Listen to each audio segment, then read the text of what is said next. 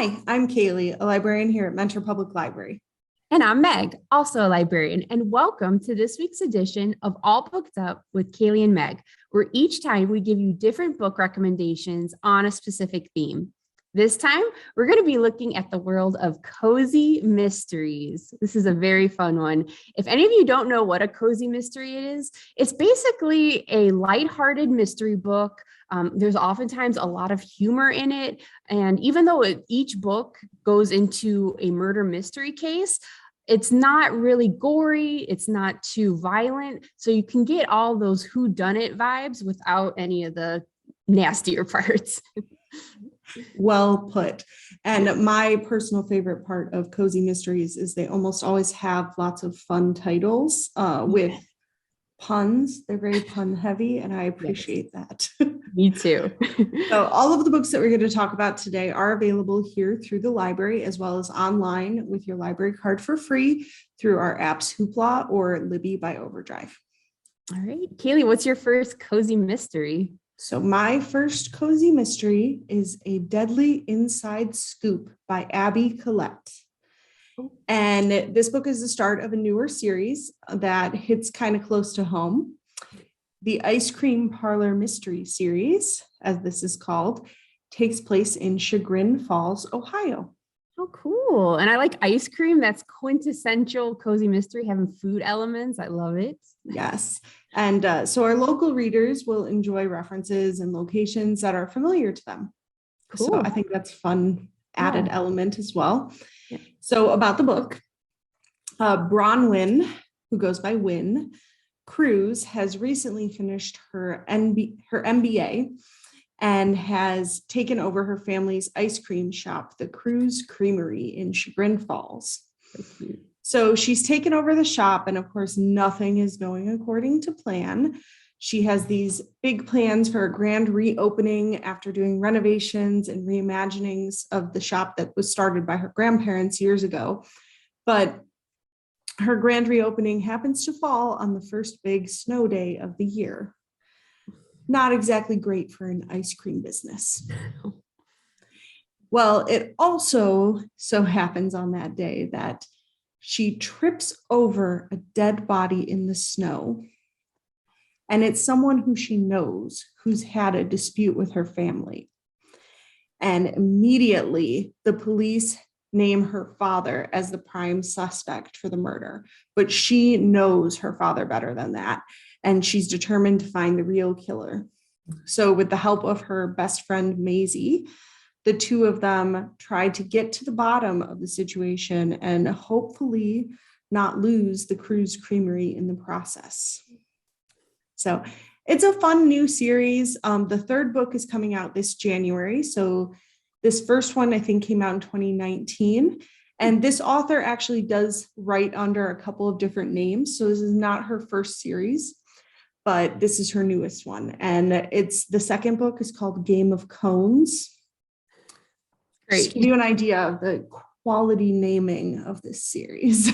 But so I think this is a fun one to get going. And the other benefit of this one, I think, is that it does feature an African-American family in Chagrin Falls. And I think that that's something, we don't see a lot of cozies that most of the time, honestly, they feature older women. Yeah. Or, just the quintessential middle-class type person. And I think in this case, you get a little bit of added variety by featuring a person of color as a main character. Sounds really good. And gotta love the food setting. As I mentioned earlier, I look forward to reading that and seeing all the different either ice cream recipes or ice cream flavors she'll mention in those books. So sounds really good. My next cozy mystery is called Murder Once Removed by S.C. Perkins. And this is the first book in a mystery series that will be called Ancestry Detective. So this is about a genealogist who tackles mysteries both present and past. Genealogist Lucy Lancaster lives in Texas, and this first book covers one of her big first clients, billionaire Gus Halloran, who recruits Lucy's genealogy services to help him solve the mystery of his great-great-grandfather's murder, which happened to take place in 1849. So instead of your typical pieces of evidence like fingerprints and pieces of hair and all of that, this is like intricate family trees she's looking at, old daguerreotype, if I'm saying that right, photos, and all of that. So as Lucy is going through this old evidence, one of the people who is helping her go through it actually gets murdered herself. So not only is Lucy having to deal with this old mystery, but she's having to deal with mysteries that are spanning eras now. So old and new. And these two things actually are more connected than you'd think at first. So it's got a lot of cute, interesting details to it as well. There is a character called NPH. This NPH character is a cat, and it stands for Neil Patrick House Cat. I think that's adorable. And, this cat, has a very great personality. So that's one where once you read this book, you're going to want to read the other ones just to see what happens to Neil Patrick House Cat, if for no other reason. I also like the references to obviously ancestry. Here at the library, we have a lot of people doing that sort of research. So that's very popular. And if you're into that, you're going to love this series for sure. I love the inclusion of a cat character, because that is another like quintessential cozy thing, having an animal companion of some sort be an integral part to the story. For sure. Awesome. So my next one actually sounds kind of similar to what you just talked about. This one's called A Murder for the Books by Victoria Gilbert. And this one is the first in a newer series. It's up to 6 books now, and they all have fun bookish names. And one of the things, I love about this is these creative book titles. So I appreciate all the references in the book titles.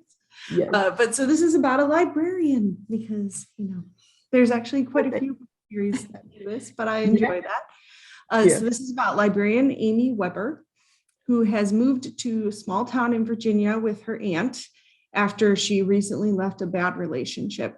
And in the small town, she has started working at the new library and has met such a cast of quirky characters in this small town who visit her library and everything. And so at the library where she's working, she meets Richard, who's also sort of new in town after inheriting a home from his great uncle. And he's starting to research history to try to get to the bottom of a mystery in the family. So it's said that the original owner of the house, an ancestor of Richard's, was poisoned by his wife. But Richard and other family members don't really believe that she did it. And Richard's trying to find out what really happened all those years ago. But along the way, another body turns up. So similar to yours, there's actually 2 mysteries happening in this story, trying to solve who killed this ancestor years ago, as well as the new body that has turned up at the library. So it connects the past and the present stories a bit. And it kind of has Amy thinking that maybe this small town is not as quiet as she thought it was. And she can't help but research into both cases, because, us librarians, we have to research. Oh, yeah. And she wants to try to figure out what happened in her new hometown. So this is a fun, cozy mystery series. I like that it has more than one mystery to solve. And it also introduced readers to a great cast of characters that are going to be sure to entice you to keep reading more about this small town. And bonus, the author is actually a librarian, so she knows her stuff. That's great. I love it. Call me biased, but I'm going to love a book with a cozy mystery with a librarian in it. That's awesome. I mean, searching mysteries is, quite different from our normal, like, how do you get directions to Des Moines, Iowa? But hey, I love it.